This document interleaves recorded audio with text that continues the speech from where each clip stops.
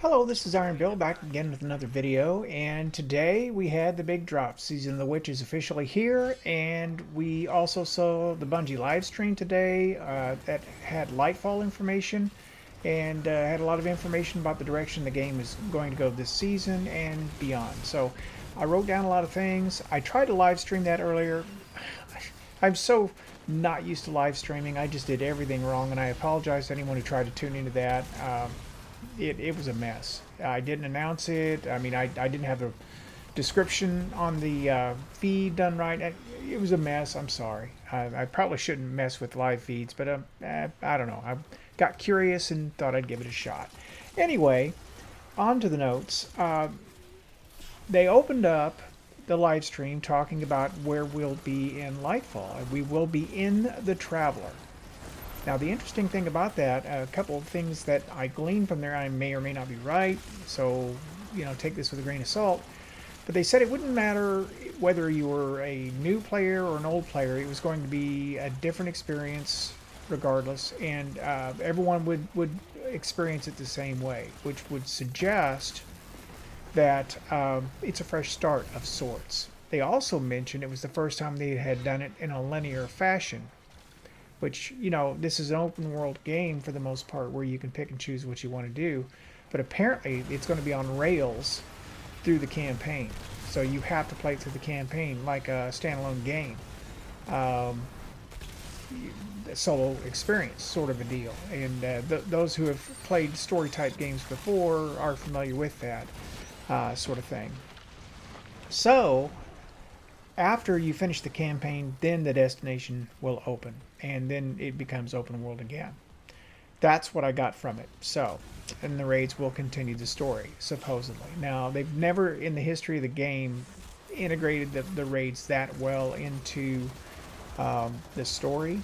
In my opinion, they feel like two separate events. Now, lore specialists will tell you that's not true, but if you're not really big into the lore, there's nothing that really feels like connects it all together other than they have some characters with the same name. So I don't know.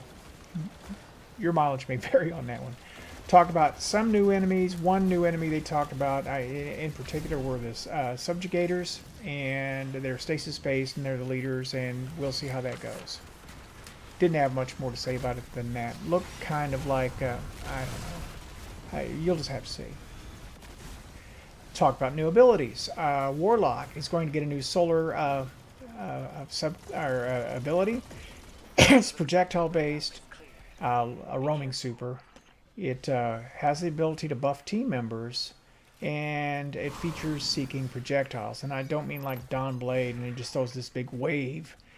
It seemed like it lasted longer than that. It seemed like it was more pinpoint accurate. Um, And it could be that it was just the melee ability I was seeing mixed in with that as well. So it's probably a mixture of both. Titan is going to be a void class. It's going to have projectile axes, which will be explosive. And I saw 3 axes thrown.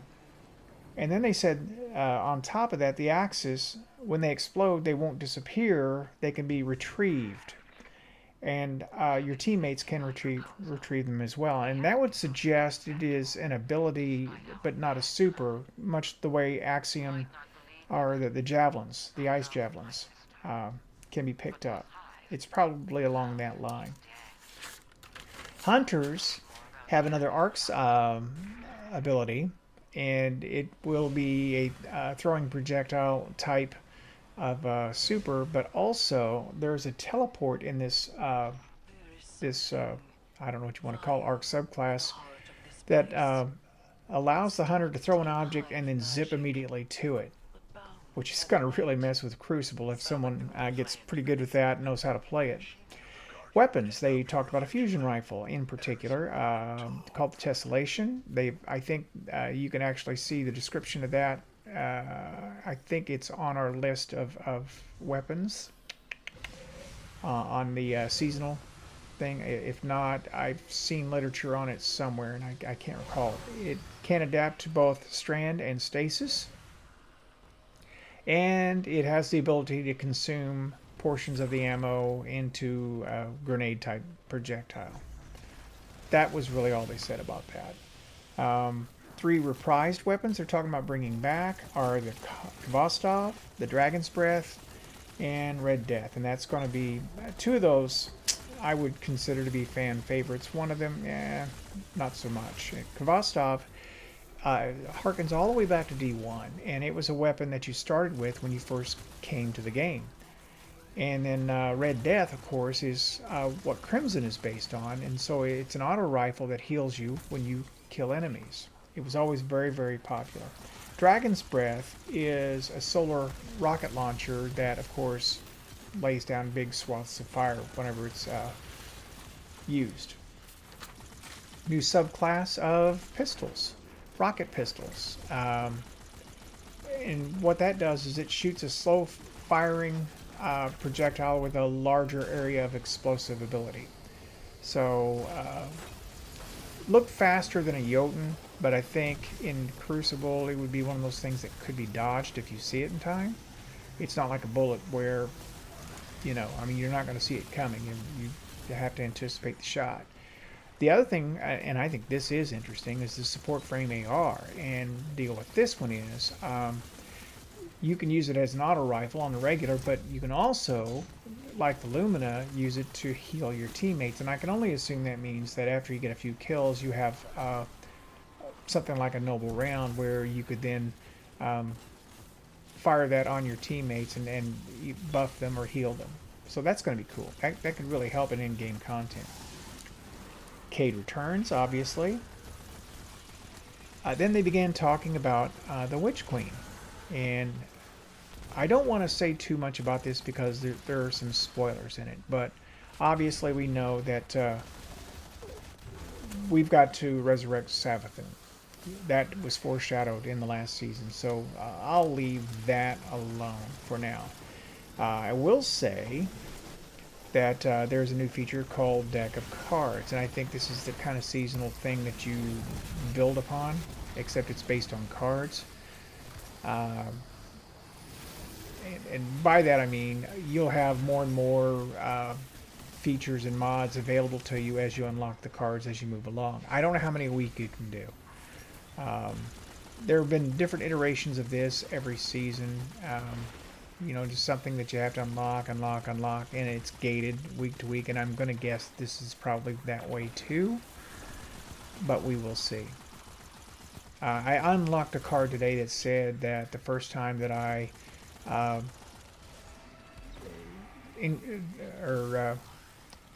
decrypted an engram at the table that it would be a red border. So there are two new events. Seventh Inspire, which is a 3-man enemy dense, basically arena type thing, and it just, yeah, I think in fact you might be seeing some of that right here in the background. Altar of Summoning, also a 3-man event, but there's a tithing bucket that goes along with that, and basically that one is you have a series of plates that you have to activate and then kill all the enemies, and then you move to the next one, and there are different types of enemies on every one of the plates. So this is Seventh Inspire that you're looking at here. I'm practically certain of that. After the Altar of Summoning, there are reward chests that pop up, and by the way, so far the rewards have been decent. It's obviously a little too early to tell how it's going to play in harder content, but the hand cannon is fun to use. The new exotic grenade launcher is a blast in PvE. Now, it's not very good in PvP, but in PvE it's actually very, very solid. It's not going to replace the Forbearance, but it's pretty tough. All right, so moving on. Oh, there's an exotic rotator, which they also talked about beforehand, and that is that there are 3 exotic missions that are in rotation. The Seraph mission, the Vox Obscura mission, the Presage mission. And Presage is up this week. It's the first one. Now, obviously there are exotic weapons tied to each of those 3, which once you complete, they said you'd be able to craft the weapons. I don't know if that means you have the pattern or you can decide on the spot what you're going to do. I haven't done it yet. I don't know. But there are additional legendary weapons that go with those activities too, and I'm assuming that they're going to be craftable as well. So a lot of patterns to get. PvP, there's a new map. It's Bex Network. I played only one match of PvP today, and I did not get that map. Um, we'll see how that goes. There are two new PvP modes that they've been talking about. One of them is basically a primary only mode that increases. There's a chest at the end of the event.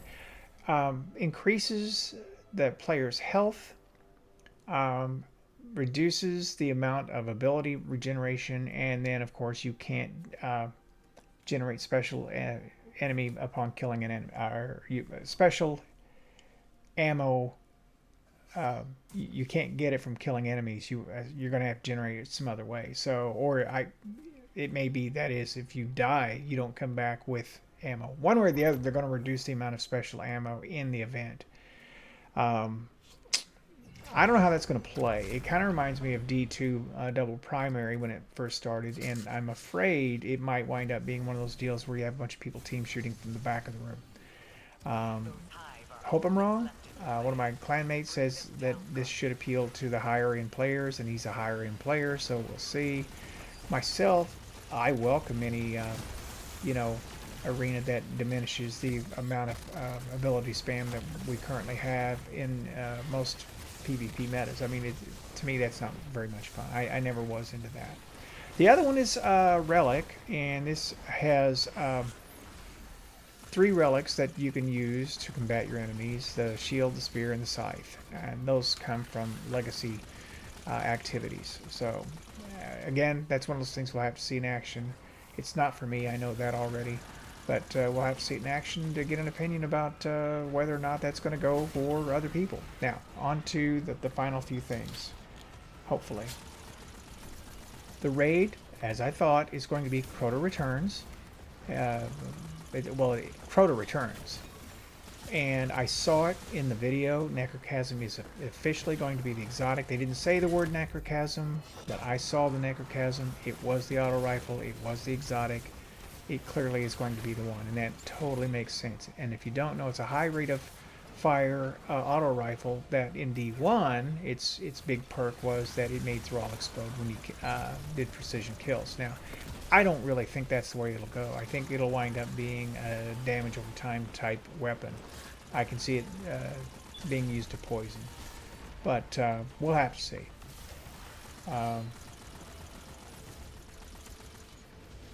Changes.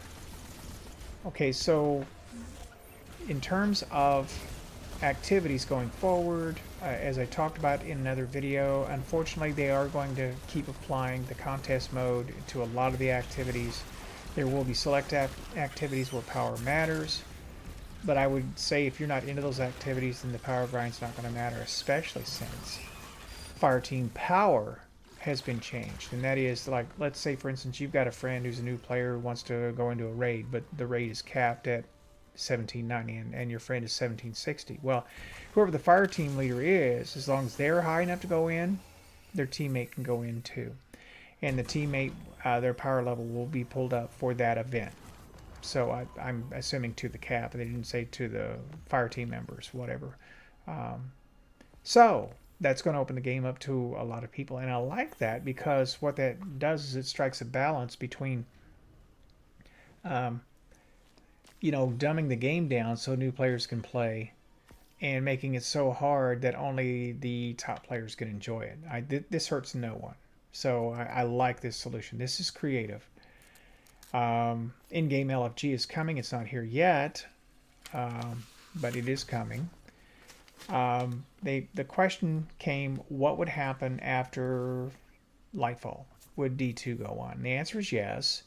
And what they're going to do is they're going to incorporate, and it's actually in the game now, a timeline reflector. And what that will do is they will, 3 times a year, they will have 3 different seasons called Echoes, Revenant, and Heresy. And what they're going to do is they're going to pool, if I understood it correctly,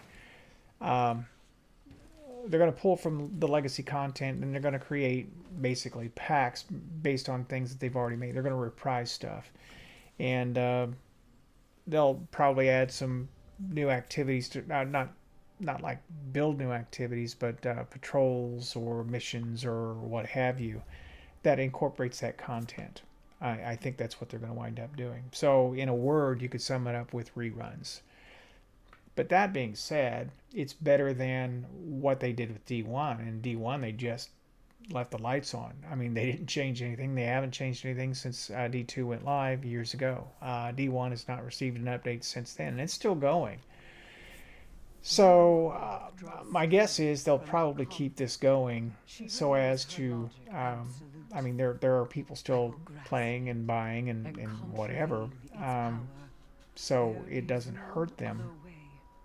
But I think in terms of big development from that point on, all their effort's going to be in Marathon. Marathon's going to be the flagship IP if it's successful, and they have another one also that they're working on. So I would say get your fill of Destiny in the next year, you know, because it's going to probably be the end of the new stuff as it goes. So that's pretty much it in a nutshell. That's the live stream summary, and a lot of some good stuff in there. Some things, you know, I think we have to take a wait and see, and a couple things I kind of wish weren't a deal, but we'll just, it's early, it's the first day.